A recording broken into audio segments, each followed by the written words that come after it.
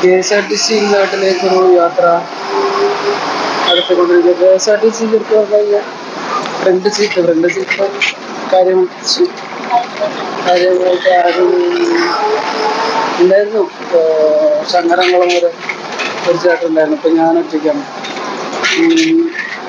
ഒരു വെറൈറ്റി ഫ്രീയാണ്. അപ്പോൾ ഫ്രീ ആകുമ്പോൾ നമുക്ക് എന്തെങ്കിലുമൊക്കെ പറയാൻ യൂട്യൂബറായ എനിക്ക് ചില്ലറ സംസാരിക്കാനൊക്കെ പറ്റിയ ഒരു അവസരമാണ്. പിന്നെ ശബ്ദത്തിൻ്റെ ക്ലാരിറ്റി നോക്കുക എന്നുള്ളതാണ് മെയിനായിട്ടുള്ള ഉദ്ദേശം. എഞ്ചിൻ്റെ തൊട്ടടുത്തിരിക്കുമ്പോൾ എത്രത്തോളം സൗണ്ട് ക്ലാരിറ്റി ഉണ്ട് നോക്കണം. ഇതിലൊക്കെ പറയണ്ടേ. KSRTC യാത്രയ്ക്ക് തൃശ്ശൂരിൽ നിന്ന് കയറിയ എനിക്ക് കുറ്റിപ്പുറം വരെ 72 രൂപയാണ്. ശരിക്കും പറഞ്ഞു കഴിഞ്ഞാൽ ലാഭമാണ്.